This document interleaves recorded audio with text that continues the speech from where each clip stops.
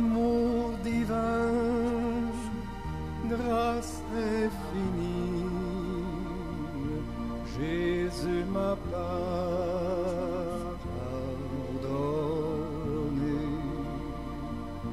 Et gloire, amour, bonheur et vie, Jésus m'a tout donné. Jésus m'a tout donné.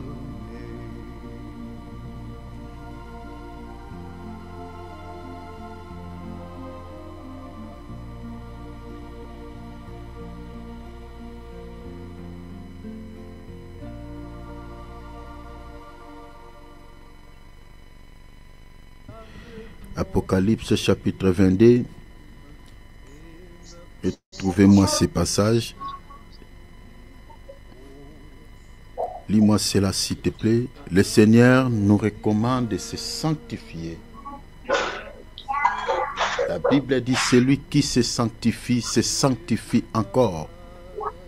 Donc je lis à partir du verset 11, il dit que celui qui est injuste soit encore injuste, que celui qui est souillé se souille encore, et que le juste pratique encore la justice, et que celui qui est saint se sanctifie encore. Celui qui se suit encore. Celui qui se suit encore.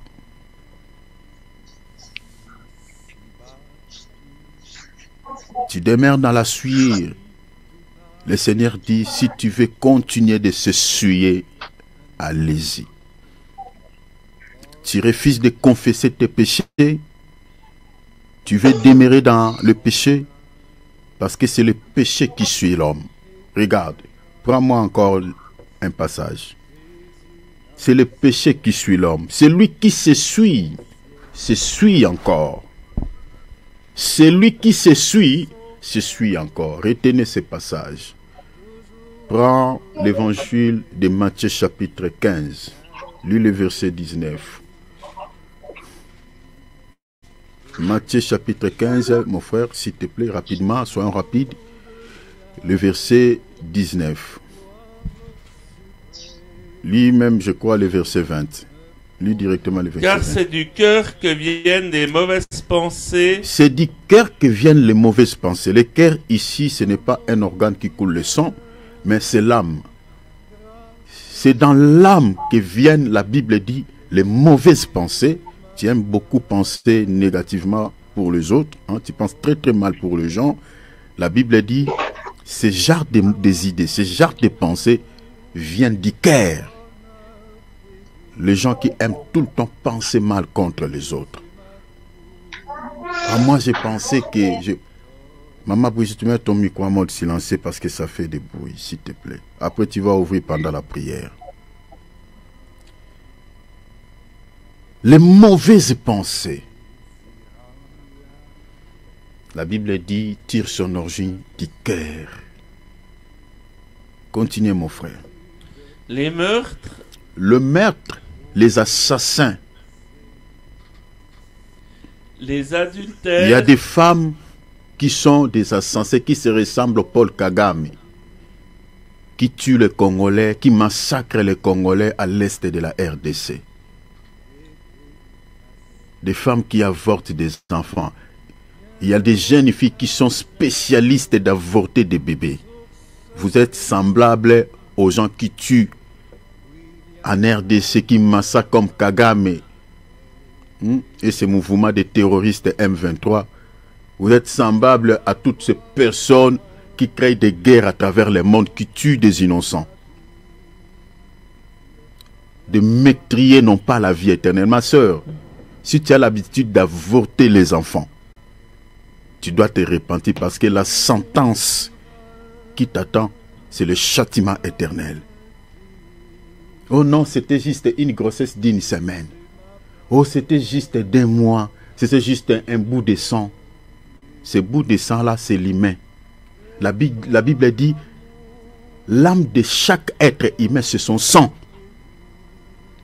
La vie de chaque être humain, c'est son sang. Le sang là que tu as fait sortir de ton sang. C'est ça la vie de cet enfant. C'est ça la vie de cet être humain.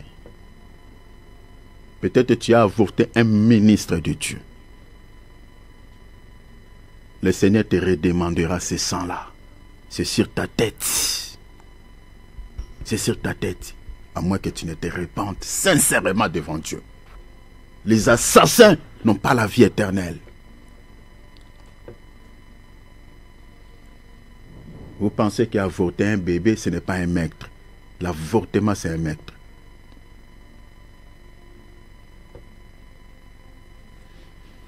Continuez, mon frère.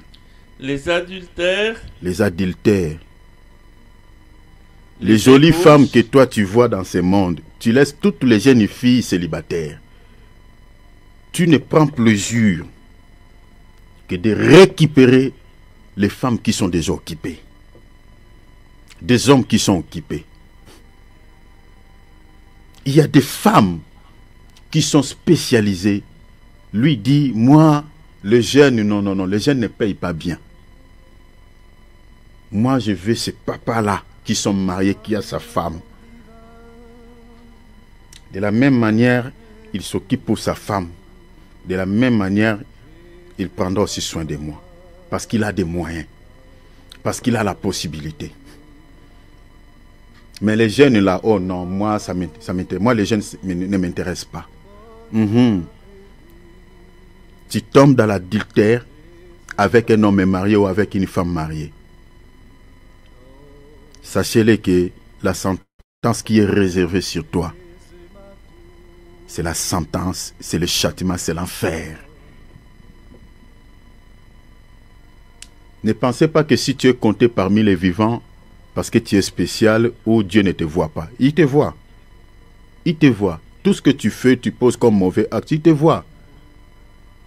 L'un des 4 matins, tu subiras la chicotte, le Seigneur te frappera. Le problème avec Dieu, Dieu il est lent à la colère et riche en bonté.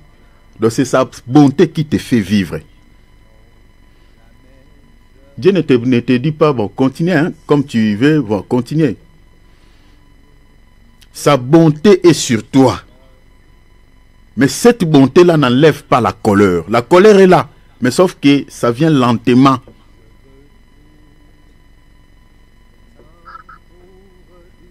Et là où le Seigneur va déverser sa grande colère, c'est en enfer.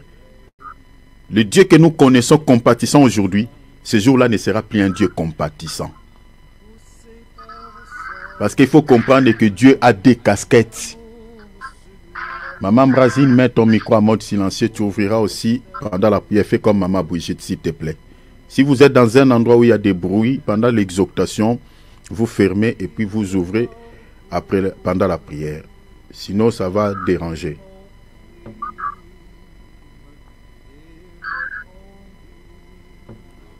Bien-aimé David, contrôle ces mouvements, s'il te plaît. S'il te plaît.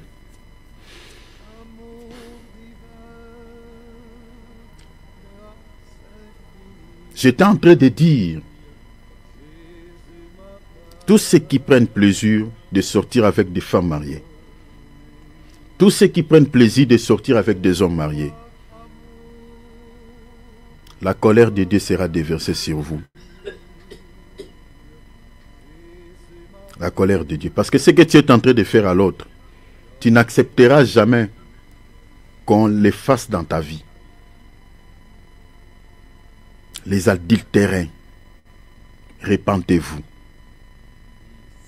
Ne pensez pas que Dieu ne te voit pas. Dieu te voit. Dieu te voit. La Bible dit, nulle créature n'est cachée devant les yeux de Dieu. Et ta vie, ta respiration là, comme tu t'es réveillé ce matin, tu respires là et tu commences à faire des mouvements. Et c'est entre les mains de Dieu. La vie de l'homme se ressemble à une fleur. La fleur, quand elle sort, c'est joli devant les gens, hein, c'est joli. Mais quand le soleil le frappe et puis ça sèche, vous allez oublier la beauté de cette fleur. Ça va être brûlé. C'est ça la vie de l'homme. Ça paraît et puis ça disparaît. Comme du vent. Le soleil, c'est Dieu. qui frappe la flaire. Attention, répands-toi. Arrêtez de sortir avec des femmes d'autrui. Arrêtez de sortir avec des hommes mariés.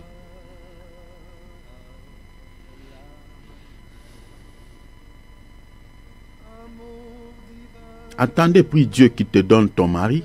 Prie Dieu qui te donne ta femme. Mais ne prenez pas celui qui appartient déjà à l'autre. Ne prenez pas celui ou celle qui appartient déjà à un autre homme. Non. Continuez mon frère. On dit encore quoi? Les débauches. Les débauches, les impudiques. Les impudiques. Les impudiques n'ont pas la vie éternelle. Les impudiques n'ont pas la vie de Dieu. Répands-toi. Les impudiques. Tu veux connaître tous les hommes dans ta vie. Tu veux connaître toutes les femmes dans ta vie.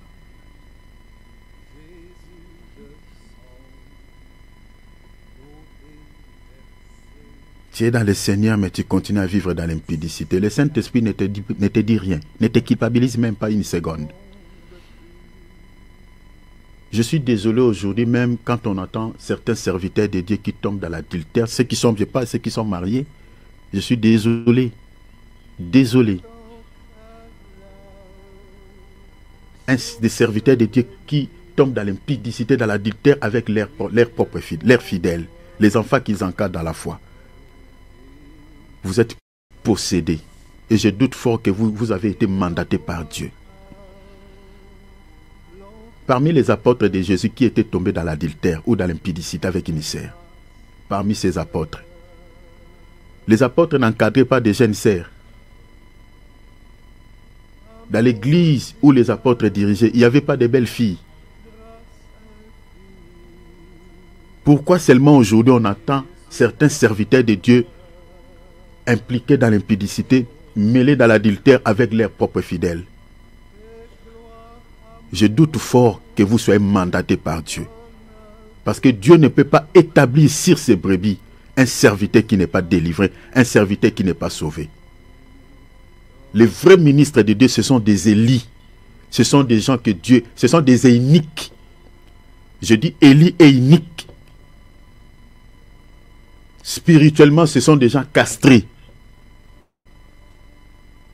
Parce qu'on ne peut pas mettre un inique auprès de la reine Esther qui n'est pas castrée. Sinon, il tombera dans l'impudicité avec la fille du roi. Avec la femme du roi. C'est aussi la fille du roi. Parce que nous sommes filles à Jésus, nous sommes aussi sa femme.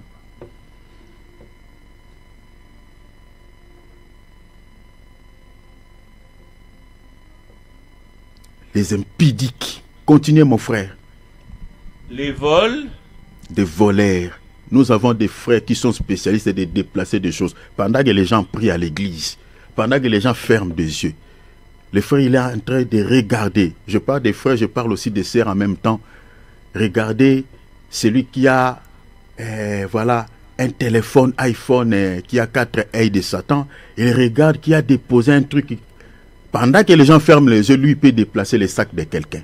Lui peut déplacer un objet de quelqu'un.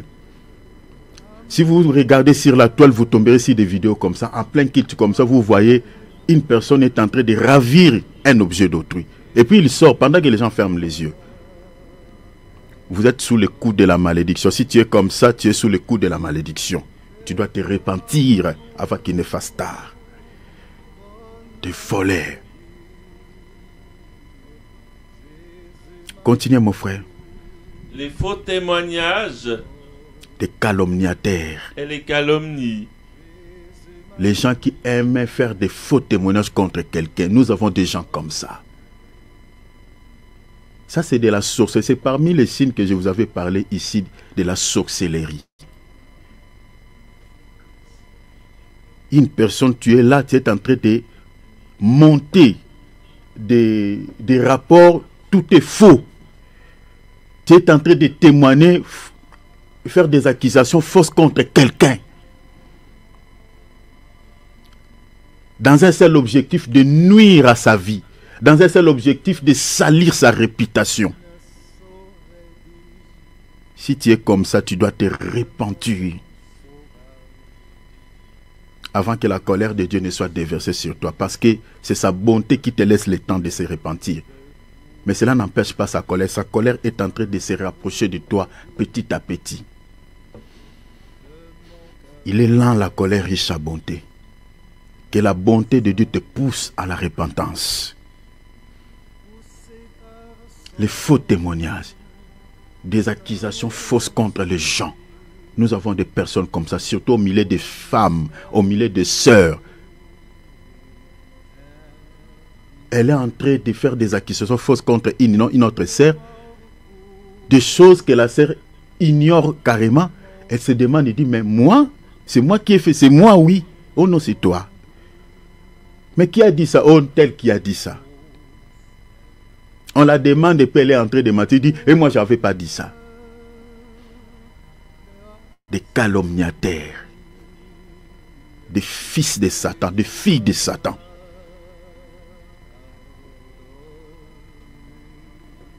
Continuez les détails, s'il te plaît.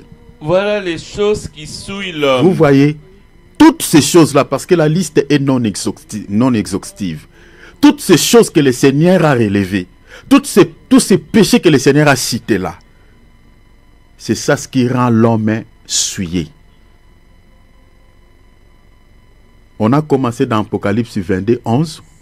Celui qui se suit encore. Mais le Seigneur n'a pas parlé, n'a pas cité les péchés là-bas. Il dit seulement celui qui se suit encore. Mais cette écriture nous donne la lumière. Qu'est-ce qui suit l'homme? Qu'est-ce qui rend le corps de l'homme souillé? Ou l'âme de quelqu'un souillé? C'est tous ces péchés qu'on a cités là.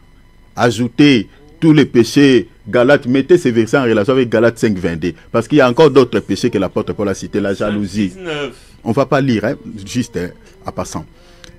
Donc, il y a d'autres péchés que l'apôtre Paul a cité là-bas. La jalousie, la sorcellerie, beaucoup de choses. C'est ça ce qui rend l'homme souillé. Donc, en d'autres termes, quand le Seigneur dit celui qui se suit encore. Donc, c'est-à-dire celui qui ne confesse pas ses péchés, celui qui n'abandonne pas ses péchés, c'est quelqu'un qui accepte en âme et conscience de demeurer dans cet état de souillir. Alors que Jacques nous dit, la vraie religion devant Dieu qui est notre Père, c'est de se conserver pur. Lis-moi ça, Jacques chapitre 1er. Prends-moi ça s'il te plaît. Regardez la vraie religion. Aujourd'hui, peut-être je vais remettre ta religion en question par rapport à cela. Regardez ce que Jacques dit. Je sais que ce sont des exhortations qui ne plaisent pas aux chrétiens. Mais c'est la guérison de ton âme, c'est le salut de ton âme. Le salut de ton âme dépend de ce genre d'enseignement. Je sais qu'il n'y a pas des amens par rapport à ce genre d'enseignement, mais c'est la sainte doctrine, c'est ça. C'est ça la sainte doctrine. Un enseignement pur qui peut te guérir, qui peut sauver ton âme. Tu as vu ça, mon frère? La religion pure est sans tache devant Dieu notre Père. La religion pure, la religion sans mélange, la religion authentique devant notre Dieu. C'est quelle religion? Continuez. Consiste à visiter les orphelins et les veuves dans leurs afflictions. On dit d'abord consiste à visiter les orphelins et les veuves dans leurs afflictions, et de se préserver. Et à se préserver des souillures du monde. Et à se préserver des souillures du monde. Parmi ces souillures, c'est ça ce qu'on vient de lire tout à l'heure. Le péché en gros. De se préserver des souillures du monde. C'est ça la vraie religion. C'est-à-dire un chrétien qui se préserve de tous ces péchés qui peut souiller son âme. Sa religion est authentique. Sa religion est véritable devant Dieu. Mais si tu es un chrétien qui se laisse entraîner, qui se laisse fouguer dans le péché, dans toutes ces choses que le monde nous propose, ta religion sera remise en question devant le Seigneur. Ta religion n'est pas vraie. Ta religion n'est pas authentique. Un chrétien qui a un mauvais cœur, un chrétien qui a un cœur aigri, qui déteste les autres gratuitement, quelqu'un qui t'a pas offensé, quelqu'un qui t'a pas fait du mal, mais dans ton cœur tu as de la haine contre lui. Tu n'as même pas le Saint-Esprit. Parce que je doute fort que quelqu'un qui a le Saint-Esprit peut détester son prochain. Nous avons des chrétiens comme ça. Des chrétiens aînés. Mauvais cœur.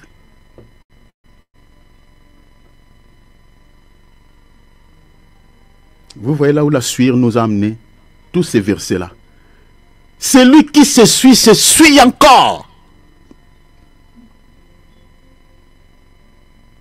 Quel est le péché que tu gardes encore dans ton âme qui suit ton corps, qui suit ta vie? Pose-toi maintenant la question par rapport à toutes ces démarches que nous avons faites là.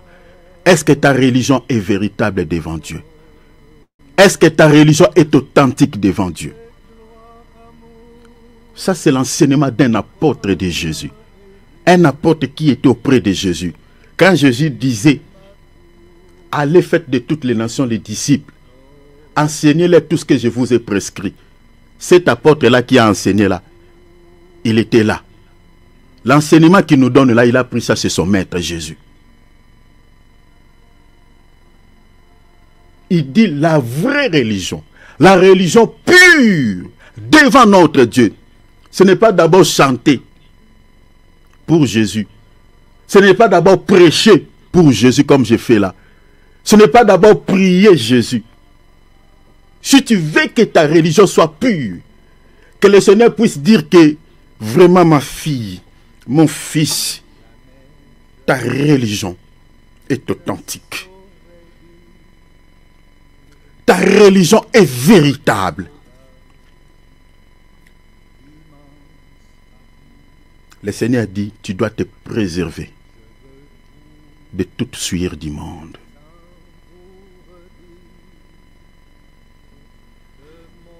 Et ce qui suit l'homme, c'est ça ce qui est dit dans Matthieu 15, verset 20.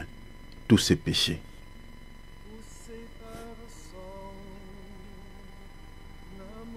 Je suis allé là-bas pour nous dire, nous devons nous repentir.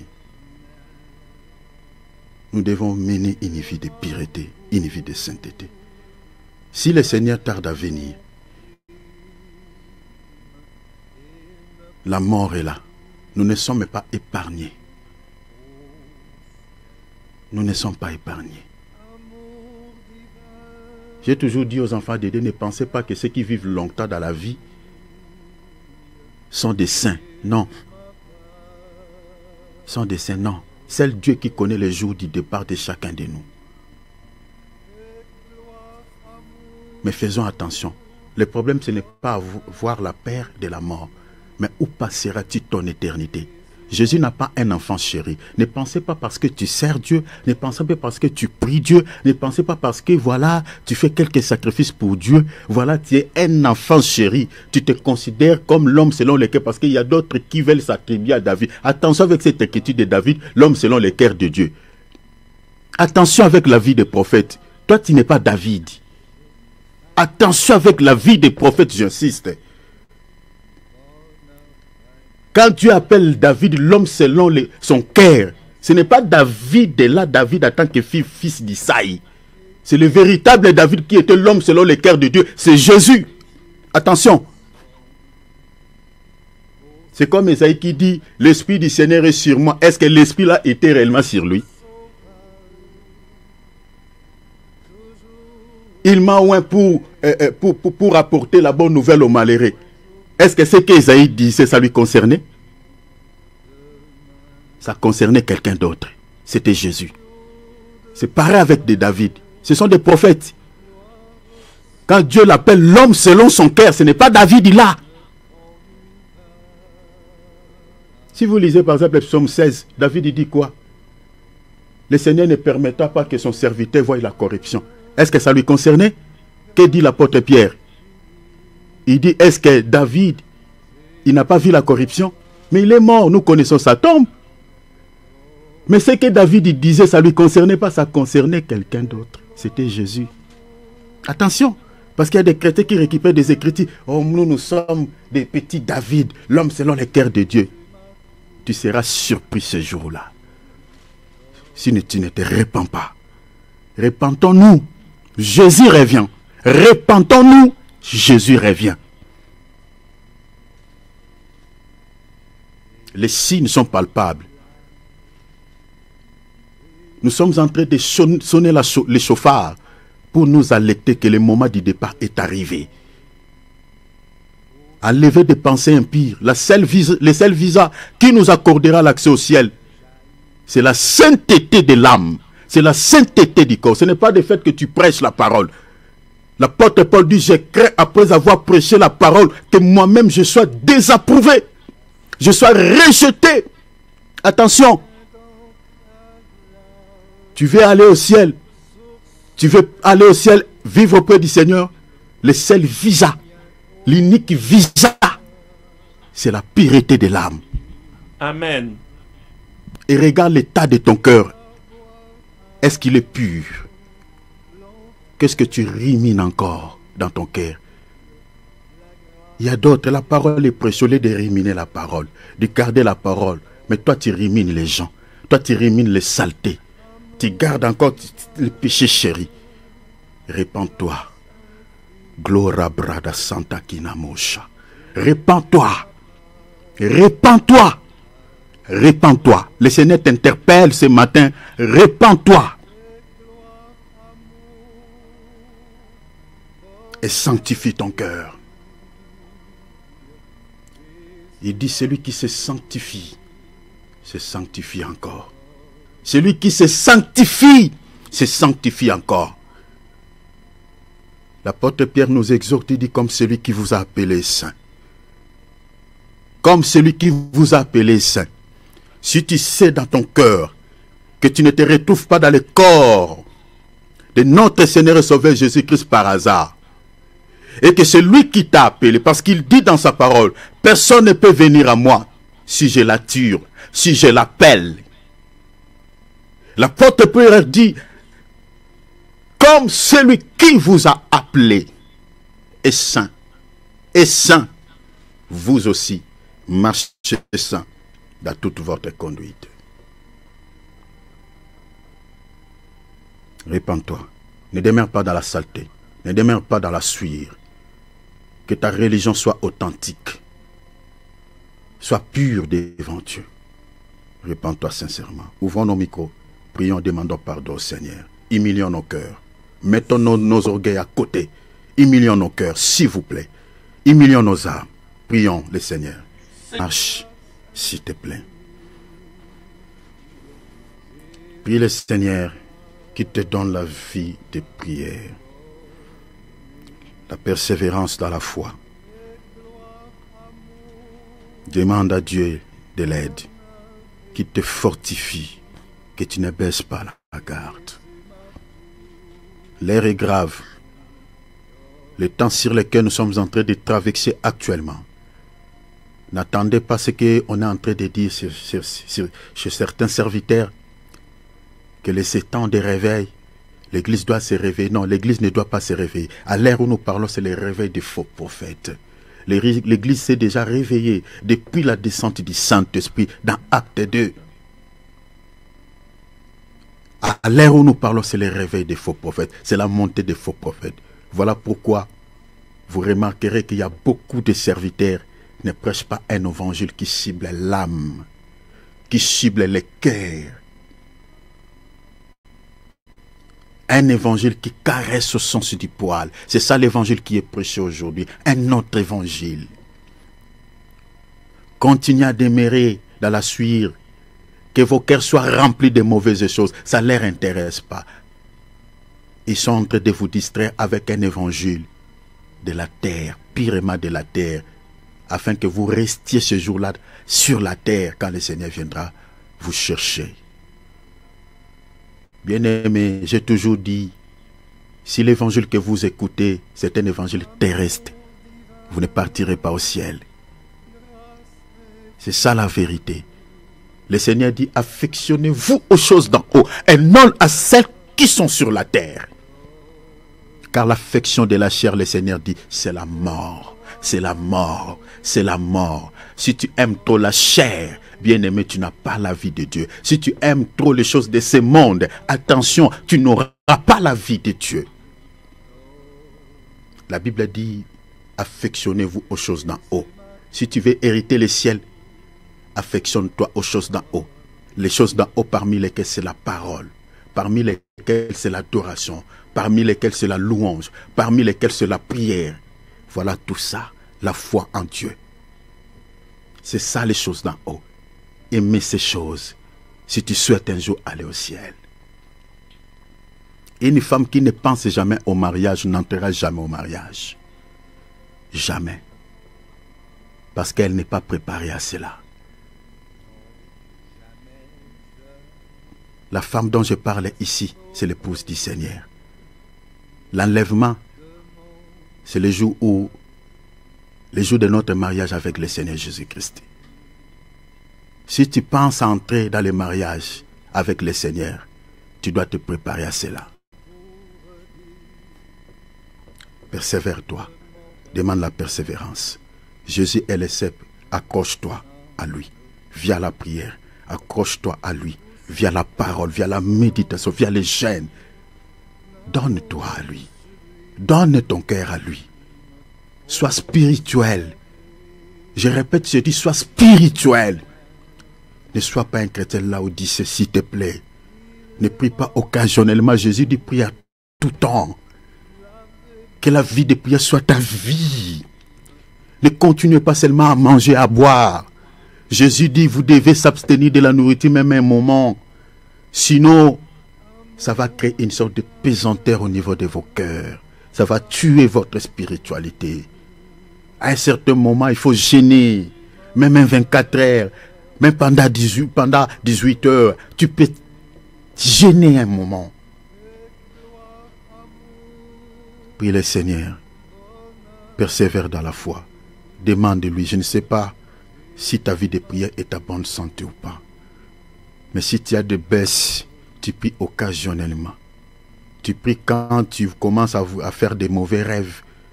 C'est que tu n'as pas la vie de prière. Demande au Seigneur qui te donne la vie de prière. Si tu médites la Bible moins, tu ne sauras pas agir devant le mal. Josué 1:8, il dit, médite les jours et nuits pour agir fidèlement. Si tu veux agir fidèlement, tu veux rester fidèle à Jésus. La seule chose qui t'aidera, c'est la parole. Mais il faut la méditer. Il faut la connaître. Demande l'aide de Dieu. Prie pour ta foi et ta vie chrétienne avant de prier pour les messages parce que notre temps est épuisé. J'ai envie de faire une intercession, faire intercession ensemble avec nous. Je sens l'onction de Dieu. Mais demande la grâce de Dieu, demande l'aide de Dieu, demande la foi, demande la prière, demande la vie de jeûne, demande la vie de lire sa parole. Sois spirituel s'il te plaît, sois spirituel s'il te plaît, parce que c'est le spirituel, c'est ceux qui sont spirituels qui entreront au ciel. Ceux qui sont charnés n'entreront pas, je vous jure devant le Seigneur. Les chrétiens charnés n'entreront pas au ciel. Sois spirituel. Sois spirituel. Restez dans cet environnement qui peut t'aider à être spirituel. La parole. La parole. Prenez un temps de lire la parole. Prenez un temps de prier. Restez des temps et des temps dans la présence de Dieu. Prenez le temps de jeûner, s'il te plaît. Sois spirituel. Sois spirituel.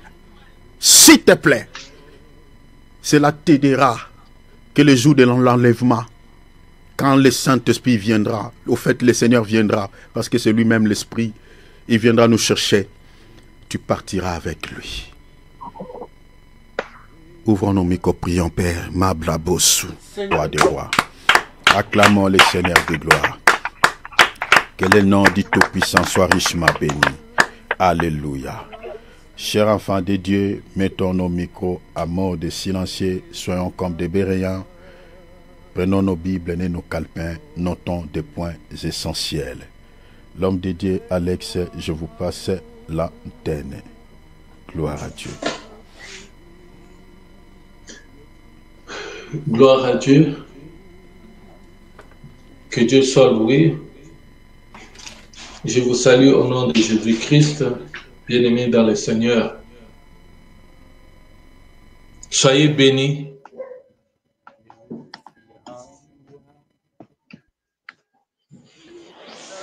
Nous allons prier. Seigneur, nous te disons encore merci pour ce matin. Nous te disons encore merci pour l'opportunité que tu nous donnes. Gloire à toi, Seigneur. Gloire à toi, Yahushua Mashiach. Gloire à toi, Seigneur, parce que tu es le Dieu qui nous aime. Seigneur, nous recommandons ce temps entre tes mains. Remplis, Seigneur, moi de ta puissance, que je sois un canal. Seigneur, que ce soit une bénédiction pour ton peuple. Au nom puissant de Jésus-Christ, nous t'avons prié. L'Esprit de Dieu, m'ouvre-toi. Yahweh, je lève l'étendard de la croix de Jésus en ce lieu. Je déclare que Jésus-Christ est Seigneur. Au nom puissant de Jésus-Christ, nous t'avons prié. Amen. Soyez bénis, bien-aimés dans le Seigneur. Une fois de plus, je vous salue au nom de Jésus-Christ. Nous disons merci à notre Dieu, celui qui nous a encore donné l'opportunité, l'occasion de venir et de parler de sa part. Nous allons aujourd'hui parler sur un sous-thème qui est intitulé « La gloire de Dieu ». La gloire de Dieu. La gloire de Dieu. Nous allons ouvrir nos Bibles dans le livre de Jean. Nous sommes dans le livre de Jean, dans le Nouveau Testament. Jean chapitre 11, verset 1er jusqu'à 22. Il est écrit, il y avait un homme malade, Lazare de Béthanie, village de Marie et de Marthe, sa sœur. C'était cette Marie qui oignit des parfums le Seigneur et qui lui essuya les pieds avec ses cheveux. Et c'était son frère Lazare qui était malade. Les sœurs envoyèrent dire à Jésus, Seigneur, voici, celui que tu aimes est malade. Après avoir entendu cela, Jésus dit, cette maladie n'est point à la mort, mais elle est pour la gloire de Dieu, afin que le Fils de Dieu soit glorifié par elle. Or, Jésus aimait Marthe et sa sœur et Lazare. Lors donc qu'il apprit que Lazare était malade, il resta des jours encore dans le lieu où il était. Et il ensuite aussi aux disciples, retournés en Judée, les disciples lui dirent, Rabbi, le Juif tout récemment cherchait à te lapider et tu retournes en Judée. Jésus répondit, n'a-t-il pas 12 heures au jour? Si quelqu'un marche pendant le jour, il ne bronche point parce que il voit la lumière de ce monde. Mais si quelqu'un marche pendant la nuit, il bronche parce que la lumière n'est pas en lui. Après ces paroles, il leur dit, Lazare, notre ami, dort, mais je vais le réveiller. Les disciples lui dirent, Seigneur, s'il dort, il sera guéri. Jésus avait parlé de sa mort, mais ils crurent qu'il parlait de l'assoupissement du sommeil. Alors Jésus leur dit ouvertement, Lazare est mort, et à cause de vous, afin que vous croyiez, je me réjouis de ce que je n'étais pas là. Mais allons vers lui. Sur quoi Thomas, appelé Didyme, dit aux autres disciples, allons aussitôt, afin qu'il mourir avec lui. Jésus étant arrivé, trouva que Lazare était déjà depuis 4 jours dans le sépulcre. Et comme Béthanie était près de Jérusalem, à 15 stades environ, beaucoup de Juifs étaient venus vers Marthe et Marie pour les consoler de la mort de leur frère. Lorsque Marthe apprit que Jésus arrivait, elle allait au-devant de lui, tandis que Marie se tenait assise à la maison. Marthe dit à Jésus, « Seigneur, si tu avais été ici, mon frère ne serait pas mort. Mais maintenant même, je sais que tout ce que tu demandes à Dieu, Dieu te l'accordera. » Jésus lui dit, « Ton frère ressuscitera. » Je sais, lui répondit Marthe, qu'il ressuscitera à la résurrection au dernier jour. Jésus lui dit, « Je suis la résurrection et la vie. Celui qui croit en moi vivra quand même, il serait mort. » Amen. Nous limitons par là, nous allons continuer avec la suite, selon que le Saint-Esprit va nous inspirer. Gloire soit rendue à Dieu. Je vous salue une fois de plus au nom de notre Seigneur Jésus-Christ. Que la paix, la grâce de notre Dieu soit avec vous tous. Au nom de Jésus-Christ, partout où vous me suivez. Bien-aimés dans le Seigneur, on nous a parlé de l'histoire de Lazare. Nous parlons de la gloire de Dieu. Cette maladie qu'avait Lazare, Jésus-Christ a bien dit que cette maladie n'amène pas à la mort, mais c'est pour la gloire de Dieu. C'est pour la gloire de Dieu. Lazare, quand nous regardons d'abord la signification de Lazare, ça veut dire que celui que Dieu aide, celui que Dieu aide, celui que Dieu aide. Ça cache 3 informations importantes. La première information, il faut beaucoup d'humilité pour chercher de l'aide. Je peux énumérer comme ça cache 3 informations importantes. La première information que je vais énumérer, c'est qu'il faut beaucoup d'humilité pour chercher de l'aide. Il faut beaucoup d'humilité pour chercher de l'aide. Je venais de dire tout à l'heure que Lazare veut dire celui que Dieu aide. Nous tous tels que nous sommes là, je peux dire que nous sommes de Lazare parce que nous avons besoin de l'aide de la part de Dieu. Dans notre vie, nous avons besoin de l'aide de la part de Dieu. Nous ne pouvons pas vivre sans l'aide de Dieu. Nous ne pouvons pas résister sans l'aide de Dieu. Nous ne pouvons pas prier sans l'aide de Dieu. Nous ne pouvons pas persévérer sans l'aide de Dieu. Nous ne pouvons pas triompher sans l'aide de Dieu. Tel que tu es là dans ta vie, tu as besoin de l'aide de Dieu dans tout ce que tu peux entreprendre, dans tout ce que tu peux faire, tu as besoin de l'aide de Dieu. Oui, l'aide des hommes est éphémère. Quelqu'un peut t'aider aujourd'hui, demain, mais c'est juste pour un temps. C'est quelque chose qui est périmé. C'est quelque chose qui a des dates, des limites, des délais bien déterminés. Mais l'aide de Dieu n'a pas de date, de limite, n'a pas de date d'expiration. Mais l'aide de Dieu, quand on cherche l'aide de Dieu est là permanente. L'aide de Dieu, Dieu est là pour aider ceux qui cherchent de l'aide, ceux qui se sentent qui sont faibles, ceux qui se sentent qu'ils n'ont pas de capacité. Ils sont faillibles, mais ils ont besoin d'une main d'une main invisible, d'une aide qui ne faillit pas. Cette aide, nous pouvons l'avoir que de la part de Dieu. C'est ce qui s'est passé avec Lazare. Pour trouver l'aide, je dirais qu'il faut beaucoup d'humilité pour chercher de l'aide. Ce sont des humbles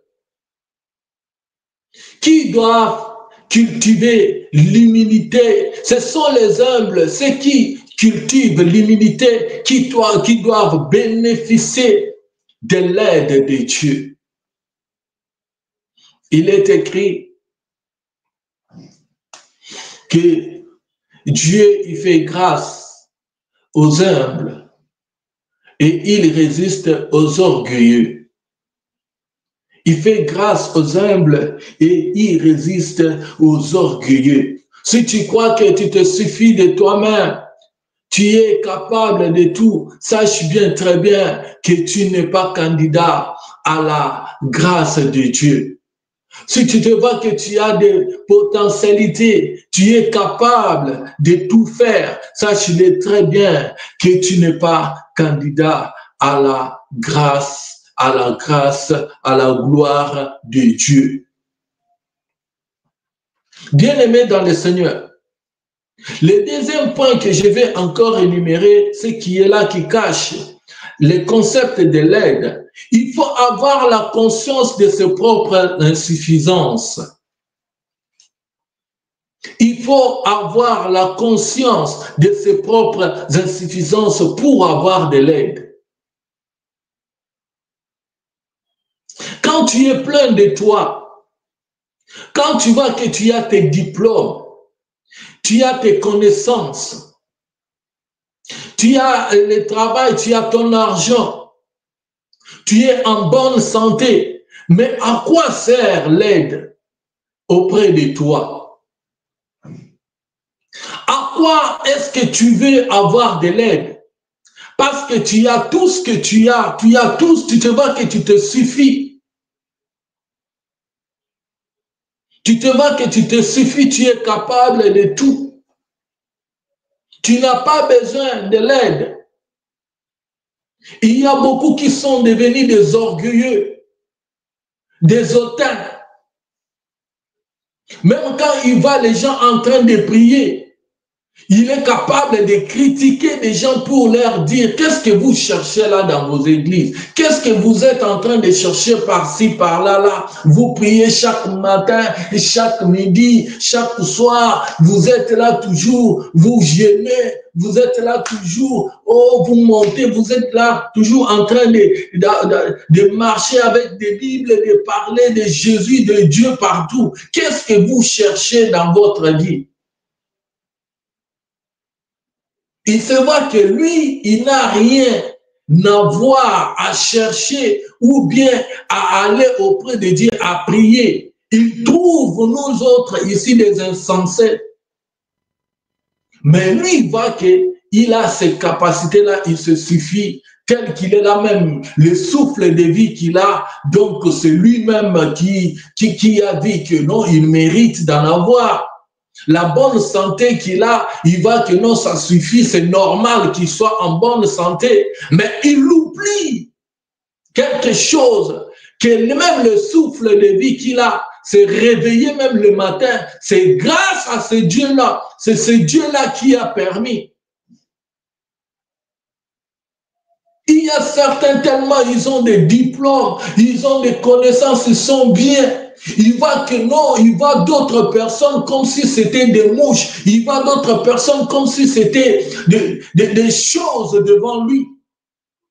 Mais il oublie qu'il y a quelqu'un qui est capable de ôter seulement le souffle qu'il a. Et puis c'est fini.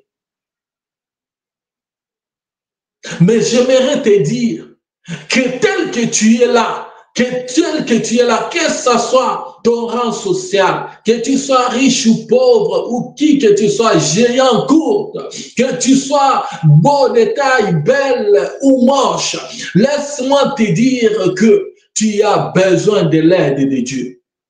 Tant que tu es sur cette terre, tu as besoin de l'aide de Dieu.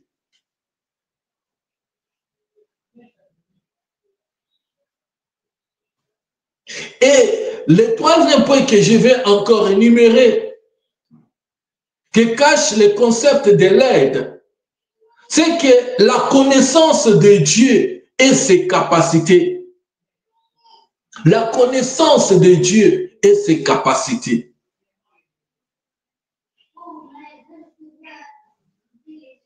La connaissance de Dieu et ses capacités. Quand tu connais que Dieu est capable, dans mes problèmes, même si je lui demande de l'aide, si je me vois coincé, ou je n'ai pas la force pour prier, si je lui demande de l'aide, il est capable de m'accorder cette force-là, que je puisse prier. Si je n'ai pas la force de marcher dans la sainteté, je suis capable de lui demander la force-là, il va me l'accorder. Oui, si tu crois à cela, tu le verras. De connaître la capacité, de connaître que Dieu est capable. Il n'y a rien qui peut le dépasser. Peu importe le problème ou bien la gravité, peu importe la maladie que mais Dieu est capable de me guérir parce qu'il a dit par ses maîtrisures, nous sommes guéris.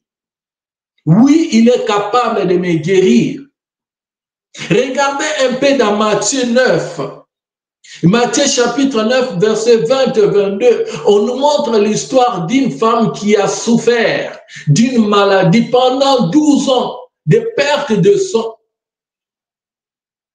Elle a souffert. La Bible nous dit qu'elle a gaspillé. Elle a donné tout ce qu'elle avait au médecin pour sa guérison, mais rien n'a marché.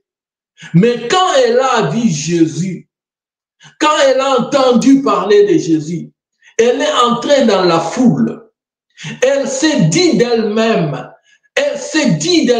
que si je touche seulement la robe de cet homme, je serai guéri. D'une part et d'autre part, elle voulait dire que si je touche seulement, je serai guéri. Oui, parce qu'elle connaît la capacité.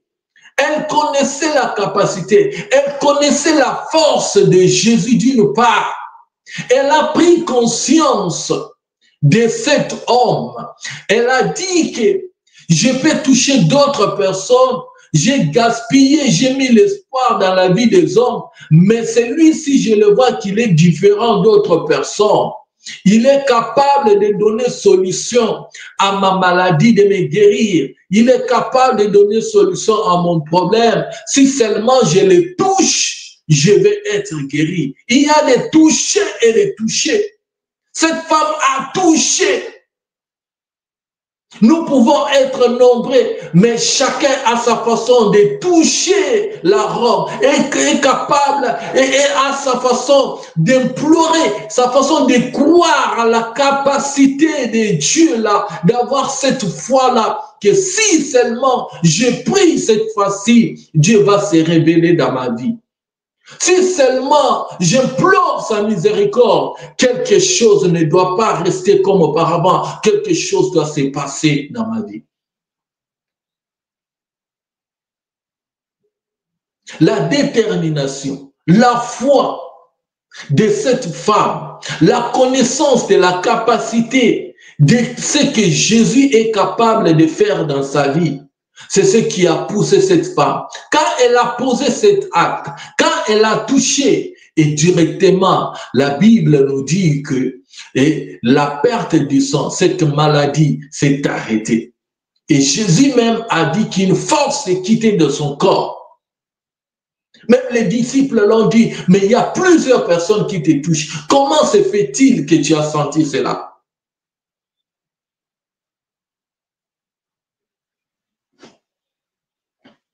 Comment se fait-il que tu as senti cela? Comment se fait-il? Mais Jésus avait senti quelque chose sortir de lui. Cette femme, d'une part, elle avait la connaissance, elle avait connu, elle avait compris la capacité, la puissance. Elle avait connu, elle a reconnu, elle a dit que cet homme est différent. Elle a dit que cet homme, si je le touche seulement, il y a quelque chose qui va se passer à moi. Et c'est ce qui s'est passé dans la vie de cette femme. Elle a été guérie de cette maladie. Bien-aimé, connaître la capacité, connaître la connaissance de ce que toi tu vois que je pars vers cet homme. La Bible nous dit que ceux qui s'approchent de Dieu croient que Dieu existe et qu'il est le rémunérateur de tous ceux qui le cherchent. D'abord, la première des choses, quand tu viens dans la face de Dieu, tu dois te dire toi-même qu'il y a quelqu'un qui a la potentialité, qui a des capacités telles que je suis, dans ce que je suis en train de vivre, sur ma vie spirituelle, sur ma vie charnelle, sur tout ce que j'ai comme problème. Il y a quelqu'un qui est capable de mettre fin. Quand je m'approche dans la prière, tout ce que je vais lui dire, des mots, des phrases qui vont sortir de ma bouche, Dieu écoute et exauce. Quand tu as cette conviction, bien-aimé, sache-le très bien que tu as déjà fait un grand pas. Tu peux t'approcher auprès de celui. Quand tu as un problème, tu t'approches pour demander de l'aide. Tu sais même dans ce monde que à la personne à qui je vais m'approcher, je sais qu'il peut porter solution à mon problème. La personne à qui je vais m'adresser, celui-là est capable, je sais qu'il a la capacité, le pouvoir de donner la solution à mon problème. Prenons l'exemple du président de ce monde. Si un président peut-être t'invite, sache-le très bien, tu pars, tu dis que je ne peux pas rentrer main vide. Même quand je pars lui rencontrer, il y aura quelque chose, même un argent de poche, ou bien quelque chose, ou bien un argent de transport, ou bien quelque chose, il va trouver solution peut-être au problème que j'aurai à lui soumettre. Déjà dans ta tête, tu sais qu'il y a déjà une solution. Mais à combien plus forte raison notre Dieu, à combien plus forte raison celui qui est le Tout-Puissant, à combien plus forte raison celui qui est le roi des rois.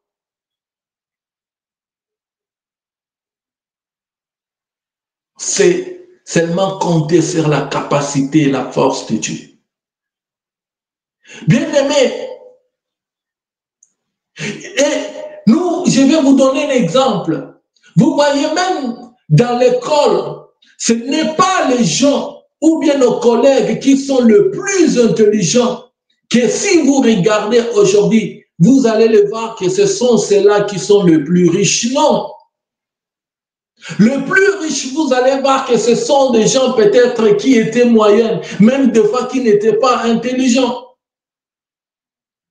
Même si vous regardez l'histoire des plus riches de ce monde, vous allez voir même il y a certains qui n'ont pas fini leurs études. Tout ça, c'est quoi? D'une part, ils se sont sentis qu'ils ne peuvent rien d'eux-mêmes. Qu'il y a quelqu'un qui a la capacité et qui est capable de tout dans leur vie.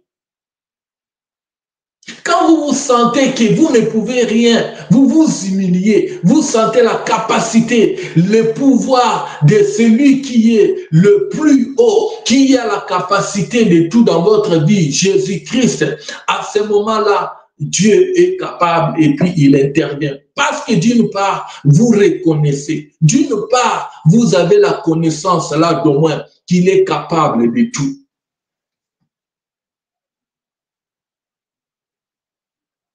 Avec ce qui s'est passé avec Lazare, Lazare était mort.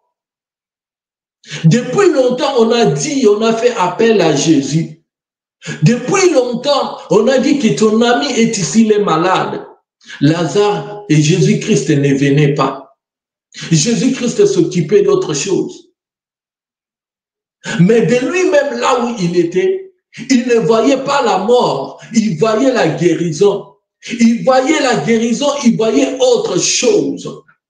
Des fois, Dieu veut que nous puissions voir des choses comme lui, il les voit. Des fois, Dieu veut que nous ne voyions pas des choses comme le monde le voit. Mais c'est ce qui s'est passé avec lui. Les gens se tourmentaient. Les gens étaient en train de se lamenter. Mais Jésus, peut-être, j'ose croire, s'il guérissait Lazare quand il était malade, les gens pouvaient dire que c'était facile. C'est une maladie, c'est quelque chose qui peut venir. Il a prié juste et puis c'est fini. Mais Jésus-Christ a attendu jusqu'à ce que Lazare puisse mourir.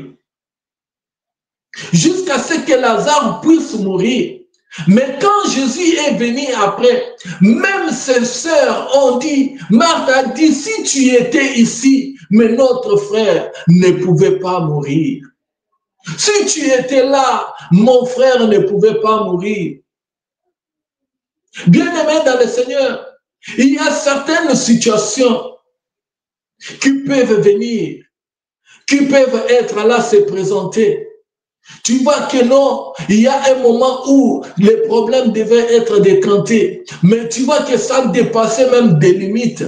C'est parti très loin.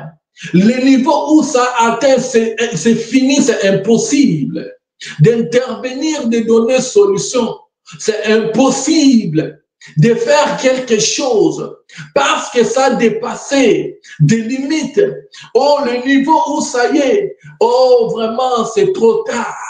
Le niveau où la maladie, le cancer que tu as, oh, ça a été vraiment un niveau élevé, c'est fini. Il faudrait peut-être, on pouvait faire quelque chose quand ça commençait. Tu vois même le problème que tu as, tel que tu es là, ton problème, quand on regarde ta situation, non. Ça a dépassé vraiment, donc toi, tu es déjà dans notre périmètre. Donc, il n'y a pas moyen d'intervenir, il n'y a pas moyen de faire quelque chose. Laissez-moi vous dire que Dieu aime se glorifier là où c'est grave.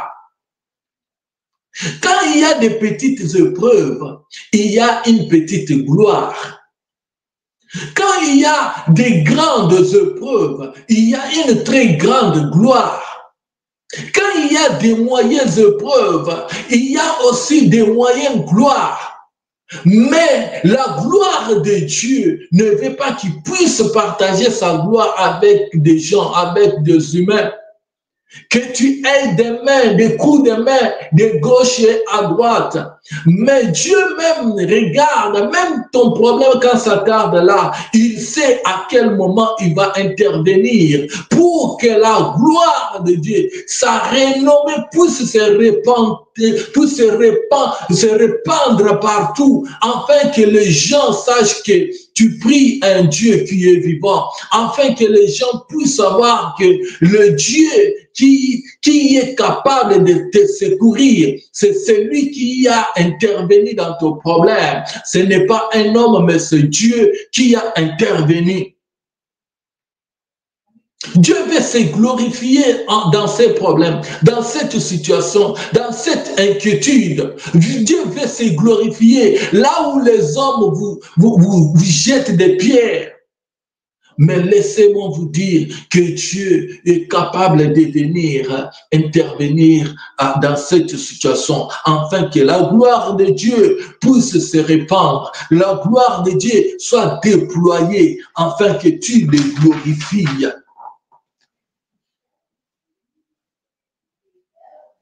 Que tu le glorifies. Lazare a souffert, Jésus n'est pas venu. Lazare est tombé malade, Jésus n'est pas venu. On a porté par-ci par-là, Jésus n'est pas venu. Jésus est venu 4 jours après. Jésus est venu, on dit, quand il est venu, il a trouvé ses sœurs, les sœurs de Lazare. Jésus est venu après.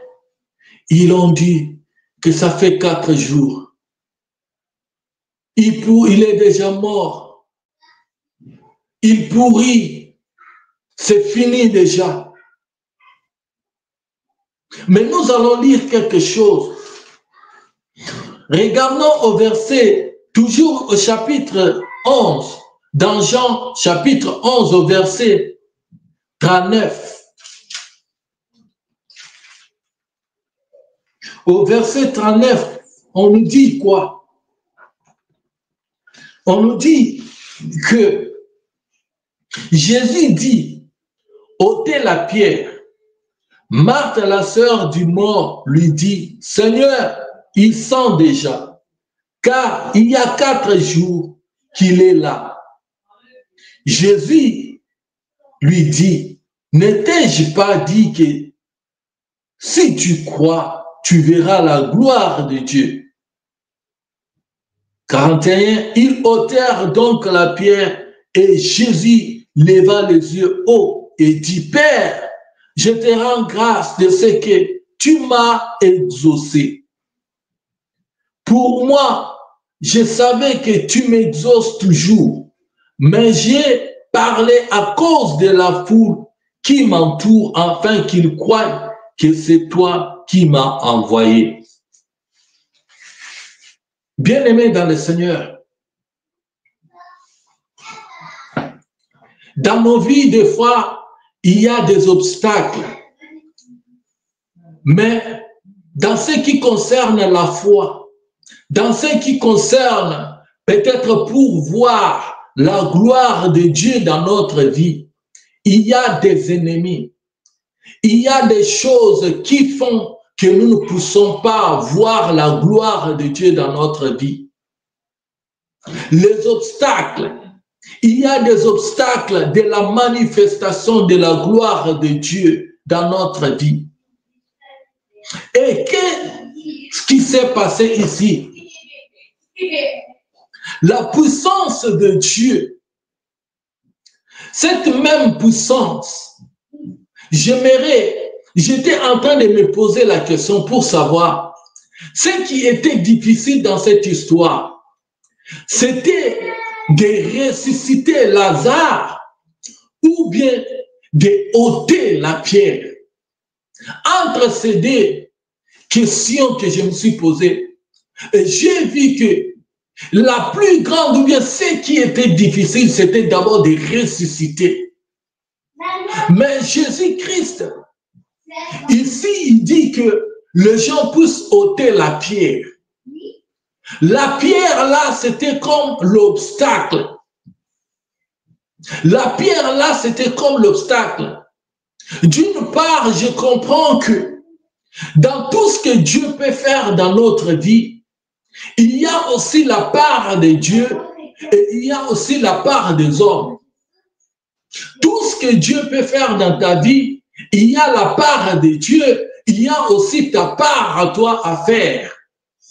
Parce que ici, Jésus a dit, il a recommandé aux gens de ôter la pierre.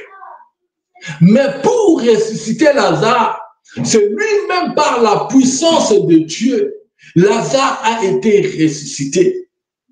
Bien-aimé dans le Seigneur, l'obstacle, le premier obstacle que nous voyons pour palper, pour que la gloire de Dieu soit déployée dans notre vie, le premier obstacle, c'est d'abord l'incrédulité.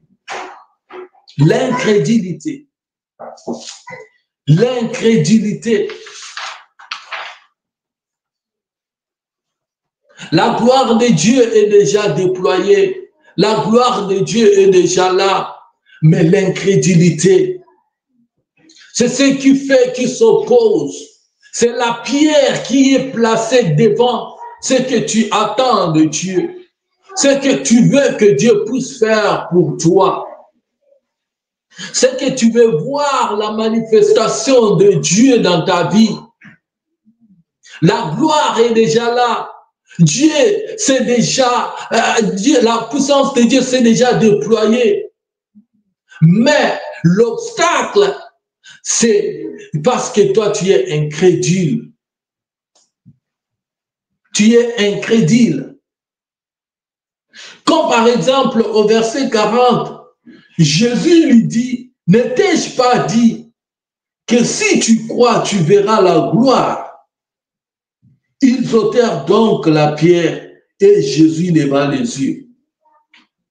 C'est quand ils ont ôté la pierre, c'est quand ils ont enlevé la pierre que Jésus-Christ a prié et Lazare était sorti de ce sépulcre. Lazare était sorti de la mort. Bien-aimé dans le Seigneur, des fois il y a des choses que Dieu est capable de faire, des choses que Dieu nous dit, même dans ce que tu vis, la main de Dieu s'est déjà manifestée.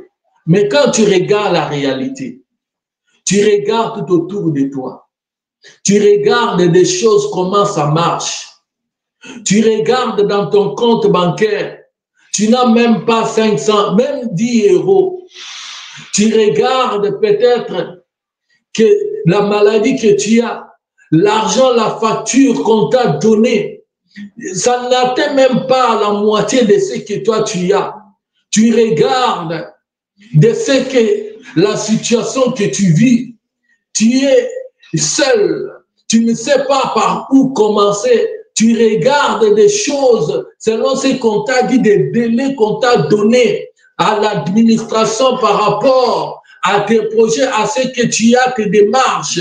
Tu regardes, tu dis, c'est impossible. Tu regardes dans tout ça là, mais tu commences à beaucoup réfléchir. Tu commences à beaucoup à regarder la réalité. La réalité n'est pas la vérité.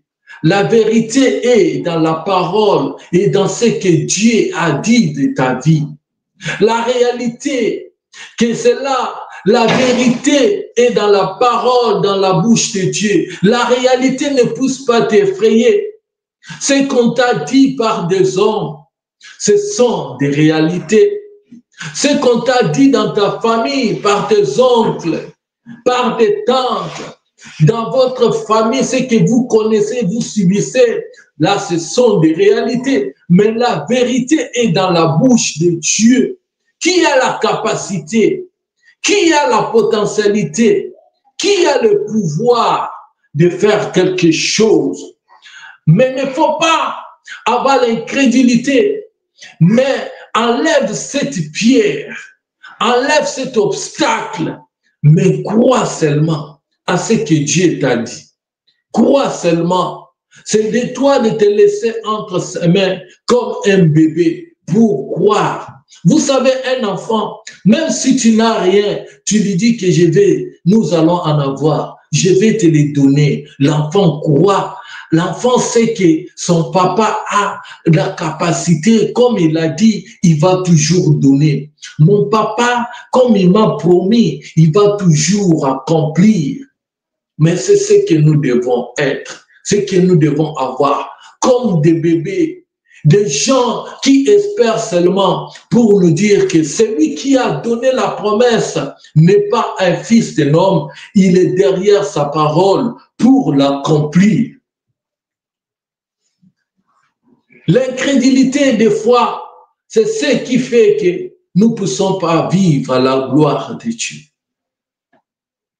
Tu n'as pas besoin de connaître comment ça va se passer, comment ça va se faire, comment ça va se réaliser. C'est comme un ange est apparu à Marie. Il a dit à Marie que tu es la Vierge. Oh, tu as eu grâce, tu as trouvé grâce aux yeux de Dieu. Tu seras enceinte. C'était quelque chose qui était imaginable. C'était quelque chose qui était impossible aux yeux de la Vierge Marie. Marie qui a dit que je suis encore vierge, comment cela va se passer? Comment ça va se créer? Je connais des mécanismes, je connais pour qu'une femme soit enceinte, il faut qu'il puisse se mettre ensemble avec un homme. Mais moi, je suis vierge. Mais l'ange de l'Éternel lui a dit, que Dieu n'a pas la capacité, Dieu n'est pas un homme, Dieu seul, il n'a pas besoin peut-être d'avoir la porte pour entrer et opérer, mais toi tu vas seulement voir qu'il est déjà dedans. Il n'a pas besoin de passer par la porte, mais il est le Dieu tout-puissant. Il a ses mécanismes, il sait comment il va le faire, mais tu seras enceinte. Dieu n'a pas besoin de l'aide. Dieu n'a pas besoin qu'on puisse lui aider.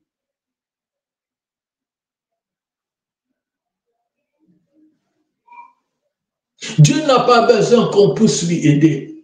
Je me souviens quand on portait l'arche d'alliance.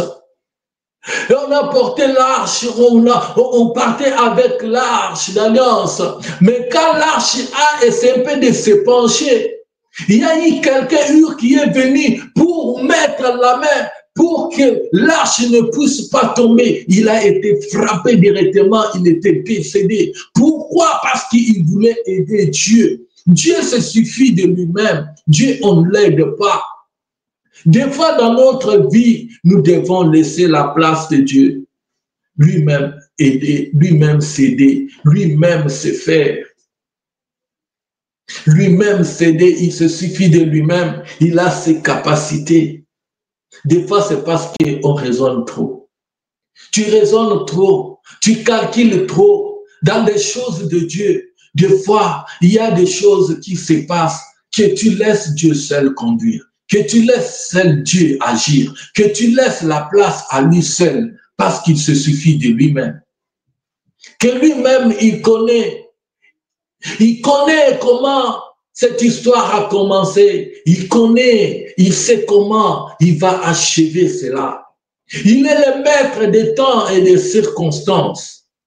Il contrôle chaque situation, chaque paramètre. Il contrôle chaque chose.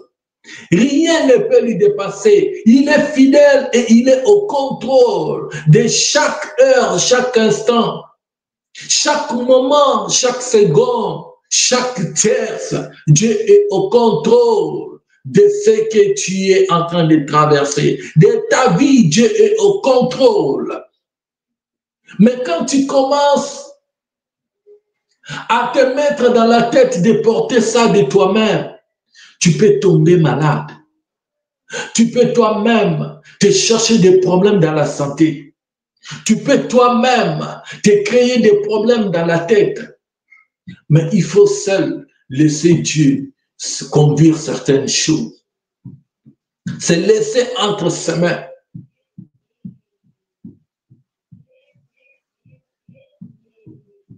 C'est laisser entre ses mains.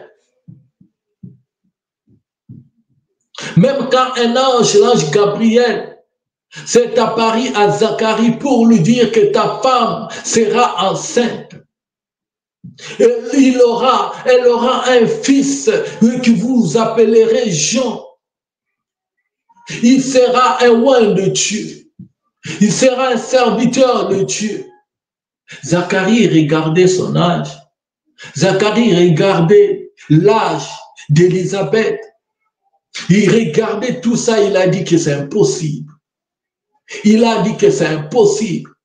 Mais l'ange lui a dit que je suis le messager. Je suis venu avec le message de la part de l'Éternel. En d'autres termes, l'ange lui disait que depuis que je suis dans ce service, depuis que j'amène le message, je suis un envoyé de Dieu. Quand j'amène le message de la part de Dieu, ça ne peut pas rater. Ça ne peut pas rater. Mais je te dis de croire à ce que j'ai apporté comme message. Depuis que je suis dans ce service, le message que moi j'apporte de la part de Dieu, ce sont des vrais et c'est la réalité. Et c'est la vérité. Ça va s'accomplir. Ça va s'accomplir. Mais quand Zacharie a essayé un peu d'écouter, il était devenu muet. Il a dit jusqu'à ce que tu verras cela s'accomplir. À ce moment-là, tu parleras. Quand cela s'est accompli, il a commencé à parler. Mais pourquoi? Tout ça, c'est parce qu'il avait douté. Il a mis l'incrédulité à ce que Dieu lui a dit, à ce qui était la parole de Dieu, à ce qui était la promesse de Dieu. Il ne faut pas être un mathématicien pour calculer, ou bien que toi tu sais, tu veux que la façon dont tu as calculé, tu veux que ça puisse se faire, ainsi. Non, ça ne peut pas se faire ainsi. La Bible nous dit que notre Dieu, il est multisystème. Il est le Dieu de plusieurs voies, de plusieurs moyens. Lui-même, il sait par où il va entrer, par qui il va entrer et où il va terminer, à où il va toucher, où il faut toucher. Il connaît, il sait par où il va toucher, par quoi et par qui il va commencer pour finir par où. Il sait. Il sait. Il sait. Et le deuxième obstacle que j'aimerais encore souligner, c'est la peur. La peur. La crainte. Job 3,25, il nous dit, ce que je crains, c'est ce qui m'arrive. Ce que je redoute, c'est ce qui m'atteint. Je n'ai ni tranquillité, ni paix, ni repos. Et la trouble s'est emparée de moi. La crainte, la peur, la crainte de lendemain, la crainte, oh je crains, oh je vais mourir, ça va ruiner ma vie, je crains que ça m'arrive, je crains que ça soit ainsi, je crains, je peur. Bien-aimé, dans la Bible, il est écrit 365 fois que ne crains pas, ne crains pas, ne crains pas, ne crains pas. Dieu dit toujours ne crains pas. Chaque jour, Dieu te dit de ne plus craindre. Chaque jour, Dieu te dit de ne plus avoir peur parce qu'il est là.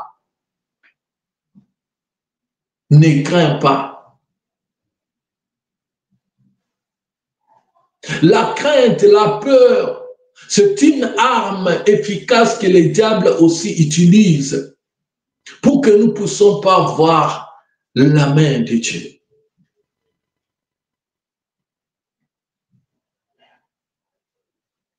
Que nous ne puissions pas voir la main de Dieu. La crainte, tu crains, tu as trop peur. Mais sache-le très bien. Quand Dieu te dit qu'il ne craint pas, parce qu'il sait que chaque jour, il y aura des problèmes, tu seras buté, tu seras confronté chaque jour aux problèmes qui te feront peur.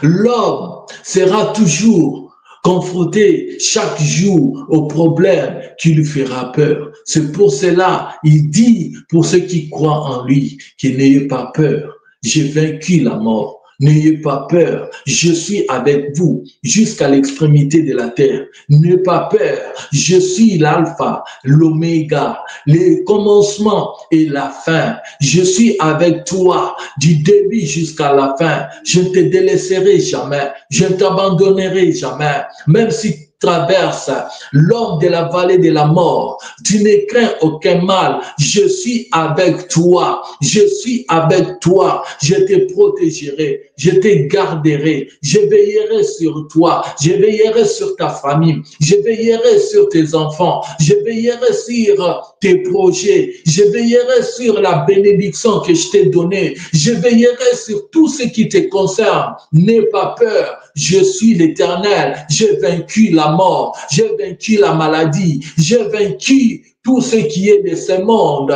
Oh, laisse-moi te dire que celui qui est en toi, il est plus fort que celui qui est dans ce monde. N'aie pas peur, parce que celui qui est à tes côtés, le Saint d'Israël, celui qui veille sur toi, sur ta vie, il veille sur toi jour et nuit. Celui qui veille sur Israël, il ne dort ni ne sommeille. L'Éternel Dieu te gardera. L'Éternel Dieu va te préserver. L'Éternel Dieu va te sécuriser. L'Éternel Dieu sera à tes côtés pour combattre pour toi et pour te préserver.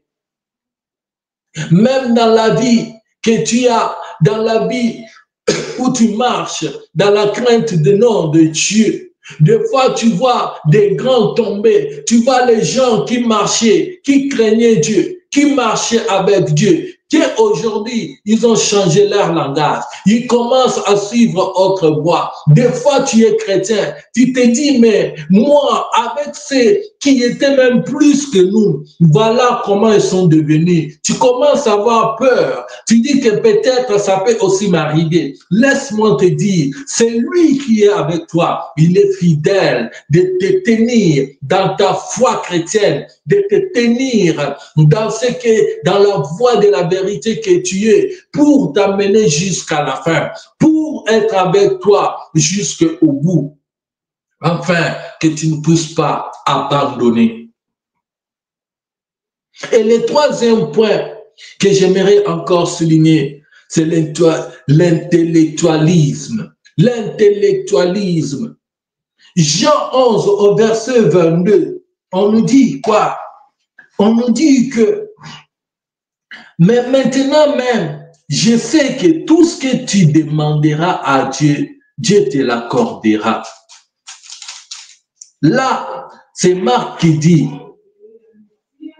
mais maintenant même, je sais que tout ce que tu demanderas à Dieu, Dieu te l'accordera. Jésus lui dit, ton frère ressuscitera. Je sais, lui répondit Marc, qu'il ressuscitera à la résurrection au dernier jour.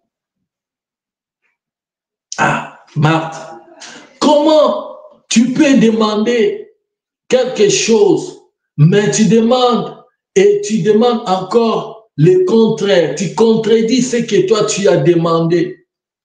Marc est en train de se contredire. Ici, elle dit que je sais que tout ce que tu demanderas à Dieu, Dieu te l'accordera. Et à la fin, elle vient encore dire quelque chose. Elle dit que je sais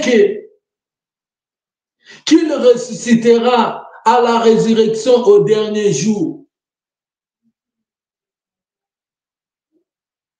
Qu'il ressuscitera au dernier jour. Mais elle disait que si tu crois que Jésus est capable, que maintenant, sa prière, tout ce qu'il va demander à son Père, il va lui accorder. Pourquoi ne pas croire même que la parole, même la prière que Jésus va faire à cet instant, à ce moment-là, Dieu est capable de lui accorder. Mais tu viens encore dire que non, il ressuscitera au dernier jour. Elle demandait quelque chose et elle vient encore et demande le contraire de la chose. D'une part, elle était en train de réfléchir. Elle était en train de naviguer entre la réalité et la vérité. Entre le problème qui s'est passé à ce moment-là. Elle était en train de trop penser, de voir est-ce que quelque chose va se passer. Est-ce que quand nous regardons aujourd'hui, même quand nous regardons la Bible, il est dit que non, il est ordonné à un homme de mourir une fois, après quoi viendra le jugement. C'est fini pour Lazare, notre frère, c'est fini. Mais comment est-ce qu'il dit qu'il va le recevoir, que tout ce qu'il va demander à Dieu, Dieu va lui accorder, mais c'est fini déjà. Dans sa tête, c'était fini. Elle regardait les problèmes, elle regardait ceux qui étaient là, elle disait que non, c'est fini. Mais Dieu, des fois, nous dit que nous poussons regarder à lui seul. Les problèmes, oui, des situations, oui, mais que nous puissions fixer nos regards vers lui. La Bible nous dit que quand nous tournons nos regards vers lui, nos visages sont rayonnés de gloire. Et David dit, je lève mes yeux vers les montagnes, d'où me viendra le secours? Le secours me vient de l'Éternel qui a fait les cieux et la terre. Cher intellectuel, tu connais beaucoup. Cher médecin, cher docteur, les gens qui maîtrisent des situations, qui ont des expériences dans la vie, qui savent des problèmes, des données des gens qui disent quand tu vois un problème qui commence comme ça veut dire, lui il a déjà détecté le début et la fin. Quand il regarde ta vie, la situation que tu traverses, il t'a déjà calculé, il a déjà mis un point, un trait. Il a dit c'est fini, tel qu'il est là, avec sa pauvreté, avec la façon qu'il est, c'est fini déjà. Ah, lui, sa vie est foutue. Celui qui te regarde, qui dit celui-là, oh, tel qu'il est là, avec sa prière là, oh, lui, il n'ira pas loin. Ah, lui, c'est fini pour sa vie, pour la prière, là, c'est fini. Nous allons le voir dans quelques jours, là, avec les choses de Dieu, là. C'est fini. Lui, il va s'égarer bientôt, là, nous allons le voir ici. Il va rentrer dans le monde, dans les choses du monde. Des gens qui ont déjà mis des limites. Les gens t'ont déjà calculé. Mais laisse-moi te dire que il y a quelqu'un qui est capable de t'amener là où les hommes ne peuvent pas t'amener. Il y a quelqu'un qui est capable de te tenir jusqu'à la fin.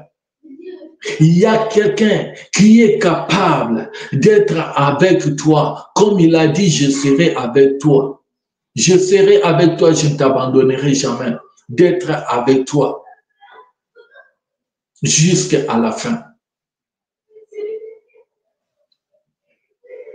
Dans ce que tu traverses, bien-aimé, dans ce que tu es en train de vivre, là, laisse-moi te dire qu'il y a quelqu'un qui est à tes côtés pour être avec toi et compatir, qui est capable d'agir, qui est capable de changer de données, qui est capable de te donner encore l'espoir, là où il y avait le désespoir, qui est capable de te redonner encore la vie, de redonner la vie à ceux qui étaient morts en toi. C'est celle de Jésus-Christ. Il est capable. Ça ne sert à rien de regarder.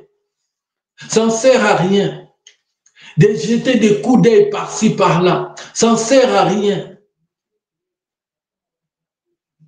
Comme Marthe pouvait dire quelque chose et des fois hésiter, commencer à dire que c'est impossible.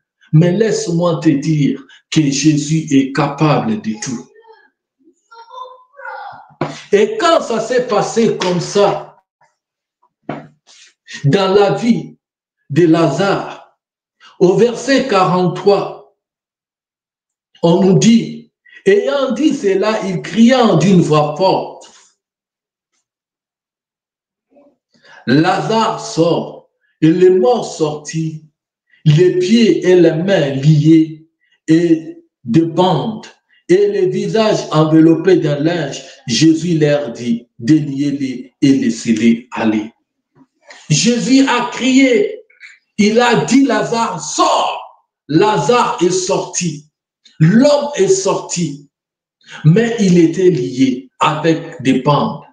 Laisse-moi te dire que celui qui est capable, c'est Jésus-Christ. Aujourd'hui, Jésus te dit de sortir dans la situation où tu te retrouves. Tu avais même le dégoût de prier, mais laisse-moi te dire, sors dans ce dégoût-là. Sors de là où tu es Prends maintenant le goût de la prière. Prends le goût maintenant de chercher la face de Dieu. Prends le goût maintenant de commencer à rentrer comme tu avais commencé, avec l'engouement, avec la force de servir Dieu comme tu le servais auparavant. Sors de ce sommeil spirituel. Sors de cette faiblesse, de ce péché-là. Sors de là où tu es, là où la mort voulait t'amener. La mort n'est pas à toi, toi tu es appelé à la vie parce que tu es destiné à la vie éternelle.